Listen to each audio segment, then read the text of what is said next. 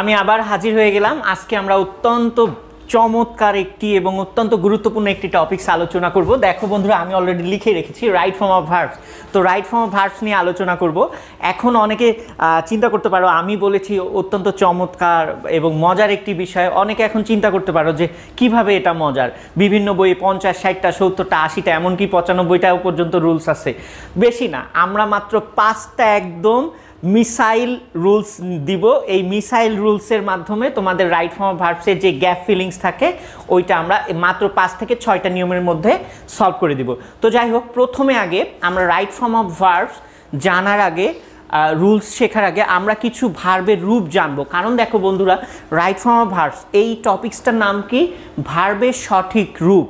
তার মানে হচ্ছে তুমি যখন রাইট ফর্ম অফ ভার্বসের কোনো গ্যাপ করতে যাবে, তোমাকে ভার্বের অনেক সময় দেখা যাবে ভার্বে বেস ফর্ম ইউজ করতে হবে, অনেক সময় বিয়ার ইনফিনিটিভ ইউজ করতে হবে, অনেক সময় প্রেজেন্ট পার্টিসিপল ইউজ করতে হবে, অনেক সময় পাস্ট পার্টিসিপল ইউজ করতে হবে।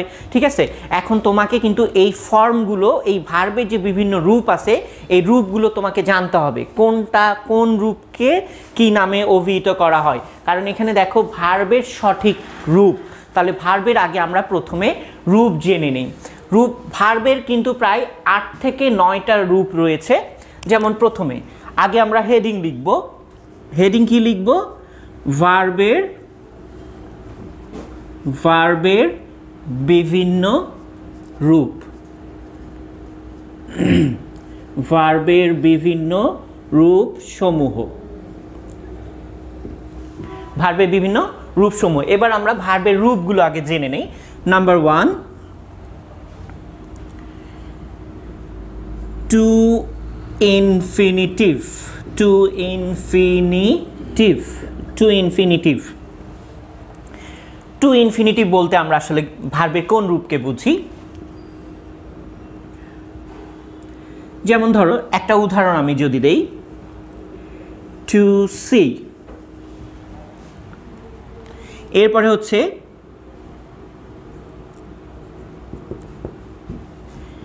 Bear infinitive.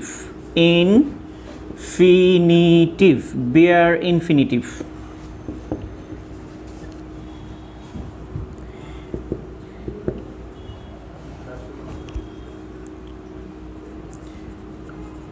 Present form.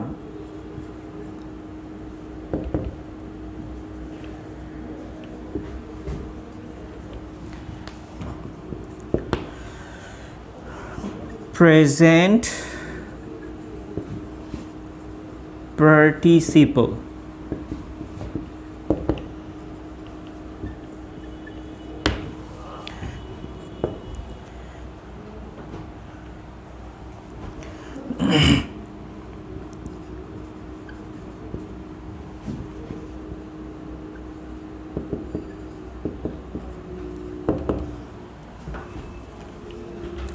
হ্যাঁ, আমার লেখা ডান।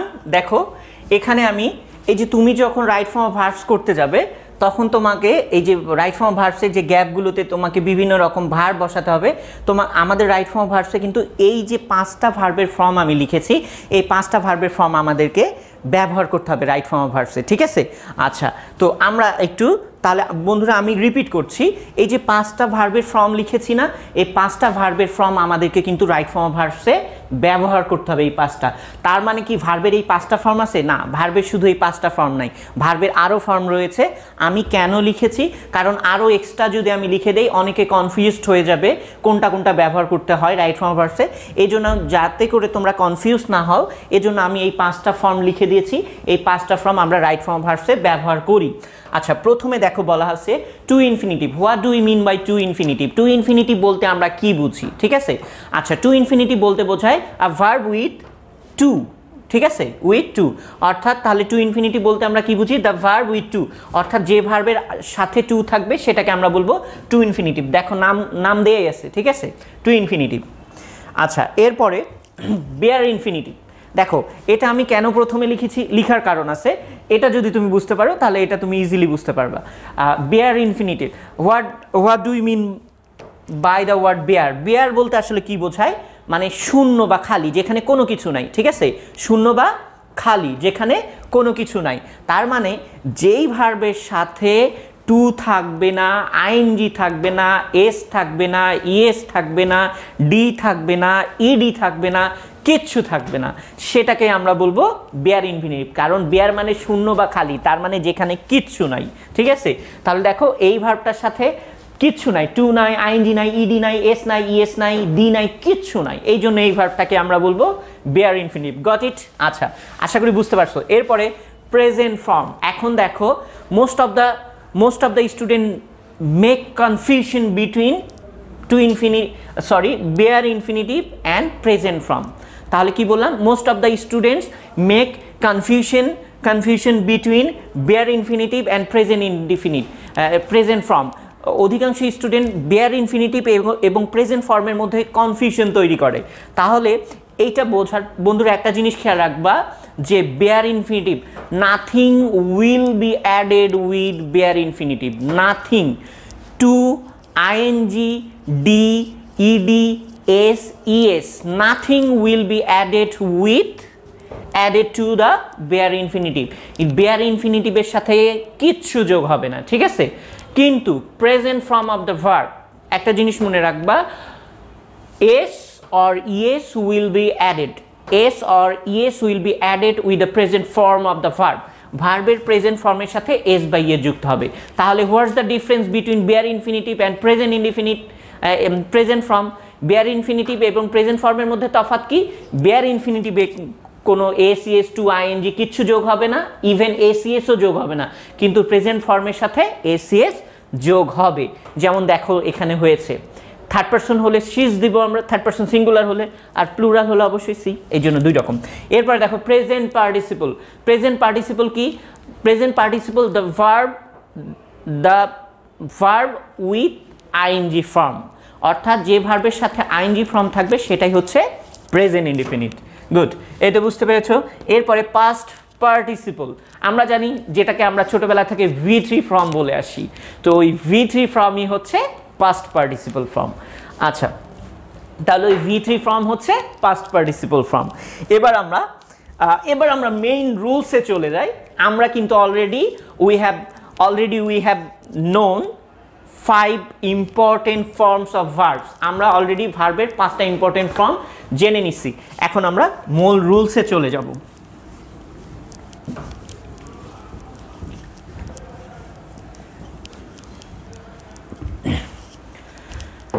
আচ্ছা, এখন আমরা অনেক মজার একটি নিয়ম আলোচনা করব, যেটিকে আমরা বলি sequence of tense, and this is the most important rule for right form of verbs. এইটা হচ্ছে this is the most important rules for the right form of verbs. এটা হচ্ছে রাইট ফর্ম অফ ভার্বসের জন্য সবচেয়ে গুরুত্বপূর্ণ একটা রুলস, সেহেতু we have to know this very well. আমাদেরকে খুব ভালোভাবে এটা জানতে হবে।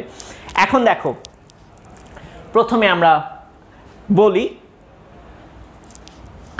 আমি যে রুলগুলো বলবো ওগুলো যখন তোমরা লিখে নিবে, লেখার দরকার হবে, তোমরা অবশ্যই ভিডিও একটা পজ দিবে, পজ দেওয়ার পরে শুনে লিখে নিবে, লিখে নেওয়ার পরে আবার রিস্টার্ট, ঠিক আছে?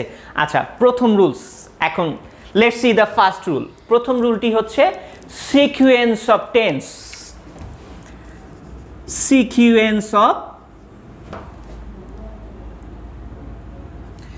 Sequence of tense. সিকোয়েন্স বা সিকোয়েন্স, আমরা সিকোয়েন্স বলে থাকি। Most of the Bangalis pronounce this as sequence. আচ্ছা, no problem.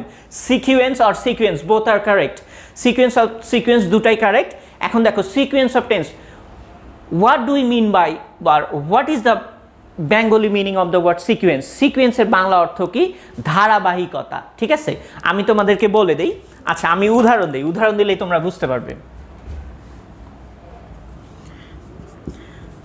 I finished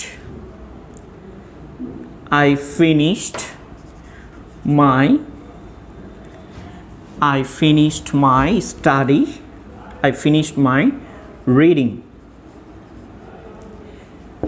and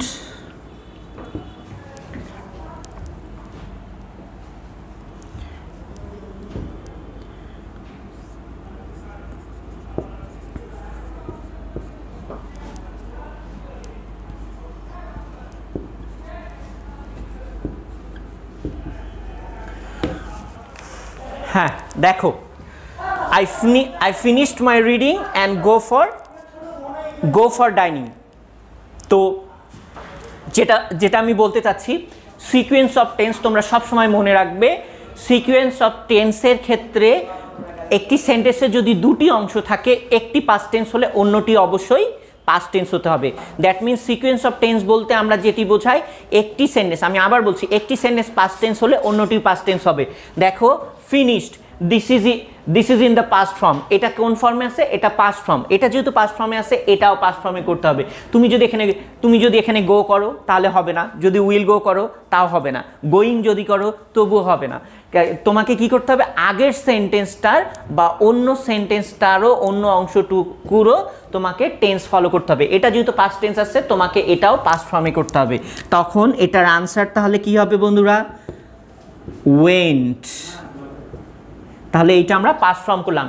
তাহলে মনে রাখবে সিকোয়েন্স অফ টেন্সের নিয়ম হচ্ছে, একটি সেন্টেন্সে যদি দুটি অংশ থাকে, আমরা জানি অনেক সময় একটা সেন্টেন্সের মধ্যে একটা অংশ থাকে, আবার অনেক সময় একটা সেন্টেন্সের মধ্যে দুইটা থাকে, তিনটা থাকে, চারটা থাকে, অনেক সময় অনেকগুলো মিলে বড় দেখবা যে অনেক অংশ, প্রায় দুই তিনটা অংশ আছে, কমা দিয়ে দিয়ে বা কনজাংশন দিয়ে দুইটা তিনটা অংশ আছে, শেষে হচ্ছে ফুল স্টপ। তো অনেক সময় হয় যে একটা সেন্টেন্সের মধ্যে দুইটা তিনটা কনজাংশন বা কমা দিয়ে দুইটা তিনটা অংশ যুক্ত থাকে, তারপরে ফুল স্টপ থাকে। তো ঠিক এই সেন্টেন্সটাতেও দেখো দুইটি অংশ আছে, এটি একটা অংশ, এটি একটা অংশ। তো সিকোয়েন্স অফ টেন্সের নিয়ম হচ্ছে, একটা যদি পাস্ট টেন্স হয় অন্যটাও পাস্ট টেন্স হবে। তাহলে এইটা যেহেতু পাস্ট টেন্সে আছে, আমাদেরকে অবশ্যই এই অংশটাও পাস্ট টেন্স করতে হবে। এইটাই হচ্ছে নিয়ম, এটা অবশ্যই মাথায় রাখতে হবে, এটা খুবই গুরুত্বপূর্ণ রাইট ফর্ম অফ ভার্বসের জন্য। তাহলে আমি এটার একটু অর্থ বলে দেই। অর্থটা কি? I finished my reading and went for dining। বলছে আমি কি করেছিলাম? আমি আমার পড়া শেষ করেছিলাম এবং খেতে গিয়েছিলাম। ডাইন মানে কিন্তু খাওয়া। আচ্ছা, এরপরে নেক্সট নিয়ম দেখি।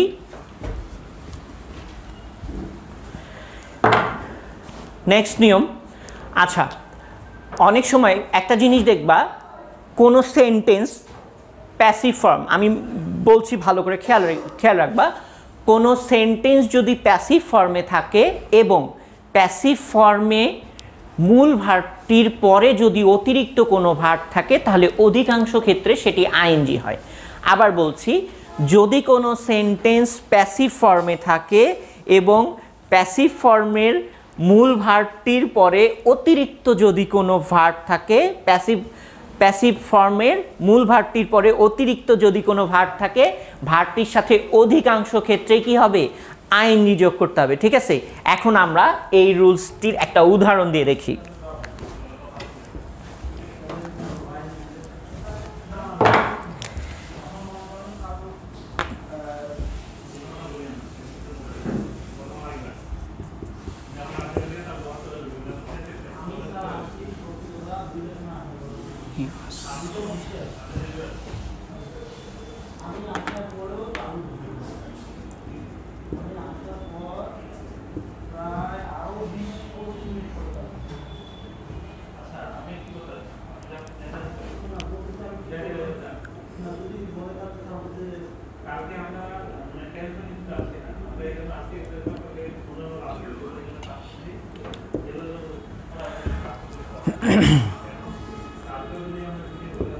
আচ্ছা দেখো বন্ধুরা, এই সেন্টেন্সটি কিন্তু প্যাসিভ ফর্মে আছে, আমরা বুঝতে পারতেছি।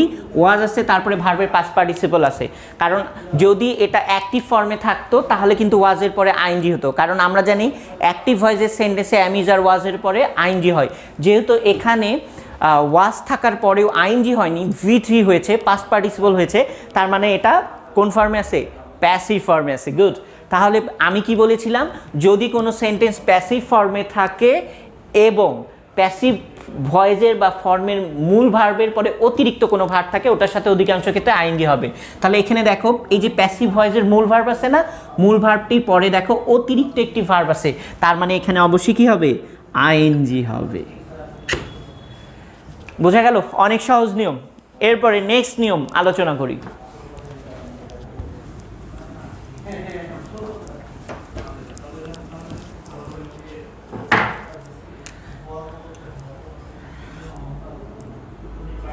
এরপরে number 3,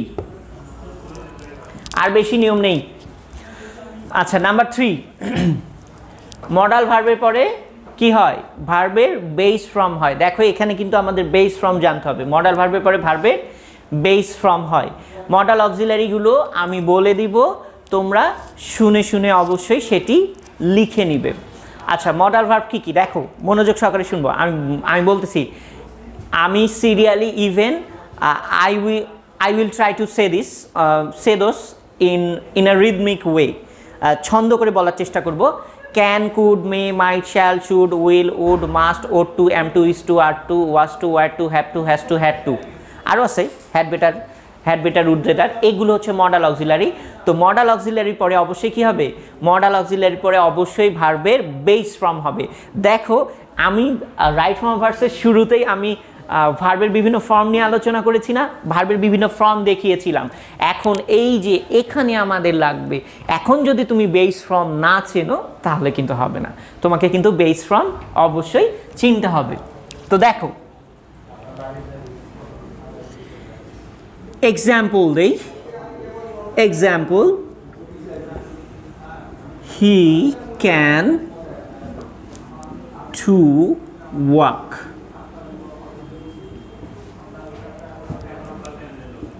10 miles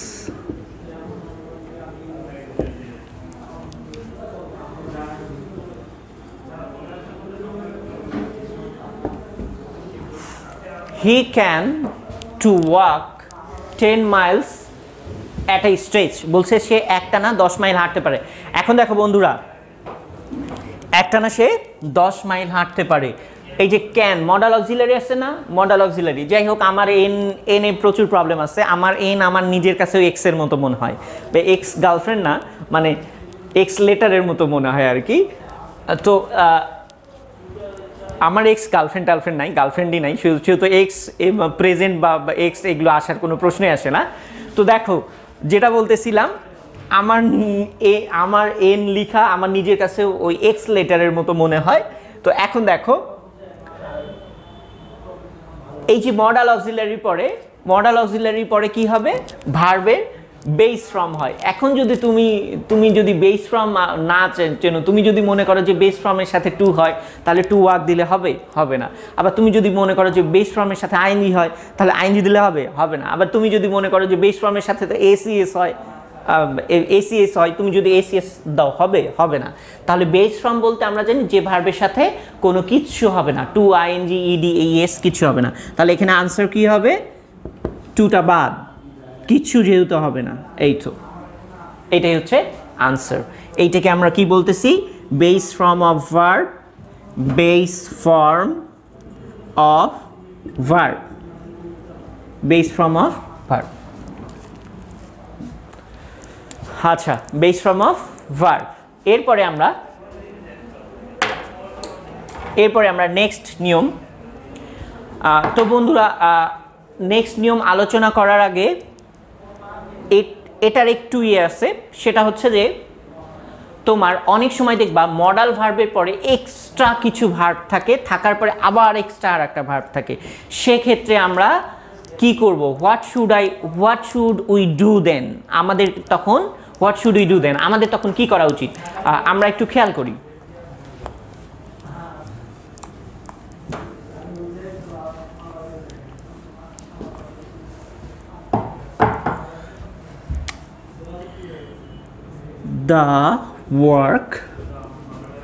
The work must be to do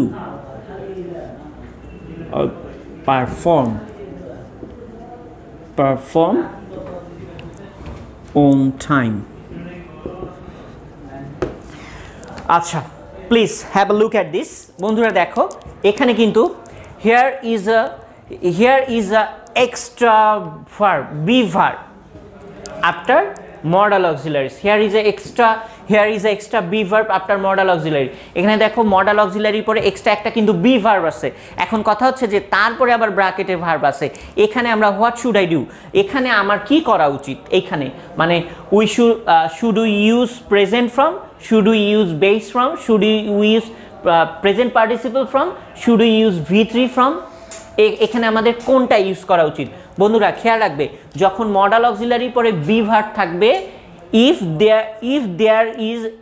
there is a be verb after modal auxiliaries and the sentence is in the passive form, the verb should be V3.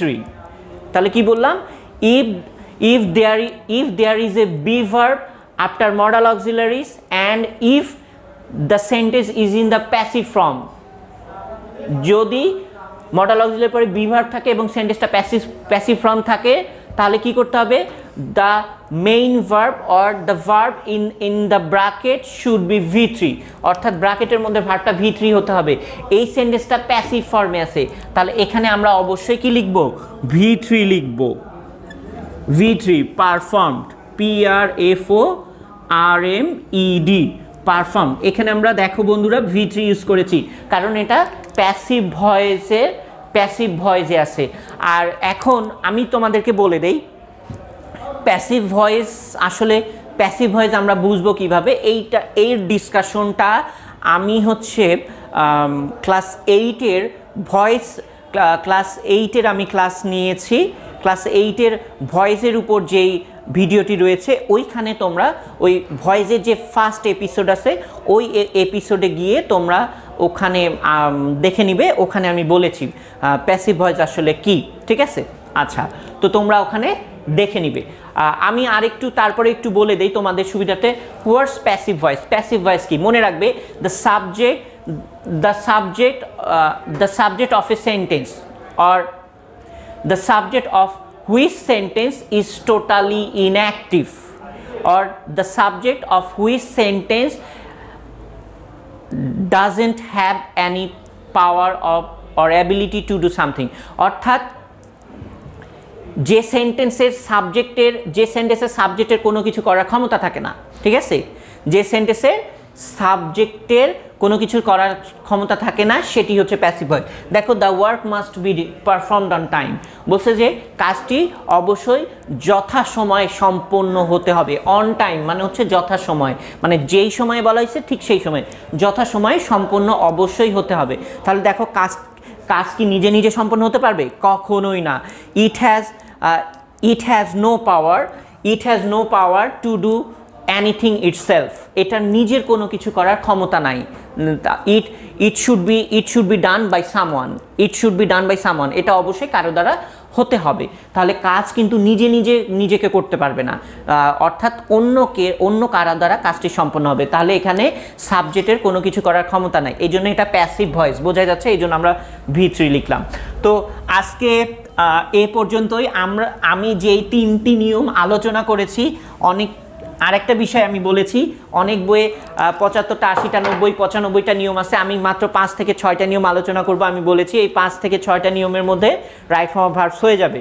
তো আমি আবারও বলছি, প্রথমে তোমরা আগে যেই ভার্বের 5টি ফর্ম আমি উল্লেখ করেছি, লিখে দিয়েছিলাম, এই 5টি ফর্ম তোমরা আগে আয়ত্ত করবে ভালো করে। তারপরে যে রুলসগুলো আলোচনা করেছি, এই রুলসগুলো সুন্দর করে, শুধু you shouldn't cram or memorize these rules blindly or without understanding, অর্থাৎ এই রুলসগুলো না বুঝে তোমরা মোটেও আয়ত্ত করবে না। Before memorising this rules you must understand them, অবশ্যই বোঝার আগে, মুখস্থ করার আগে অবশ্যই এগুলো বুঝবে, বোঝার পরে আয়ত্ত করতে হবে। You have to master this rules very well, এগুলো খুব ভালোভাবে আয়ত্ত করবে। আয়ত্ত করার পরে কি করবে? তোমাদের, I hope every one of you has a model test বই মিনিমাম, সবারই একটা করে মডেল টেস্ট বই আছে। ওখানে গিয়ে বিভিন্ন বোর্ডের কোশ্চিনগুলো আছে, বিভিন্ন ভালো স্কুলের কোশ্চিনগুলো আছে, ওখান থেকে তোমরা প্র্যাকটিস করবে। ইনশাল্লাহ তোমাদের রাইট ফর্ম অফ ভার্বসের সমস্যা আর বাকি যেই কয়টা রুলস থাকলে, ইনশাল্লাহ যদি আল্লাহ আমাকে বাঁচায় রাখে, সুস্থ রাখে, নেক্সট ক্লাসে আমরা আলোচনা করব। সে পর্যন্ত সবাই ভালো থাকবে, সুস্থ থাকবে, নিজের চারপাশের পরিবেশ পরিষ্কার পরিচ্ছন্ন রাখবে, আর সবাইকে অগ্রিম ঈদের শুভেচ্ছা। ঈদ মুবারক।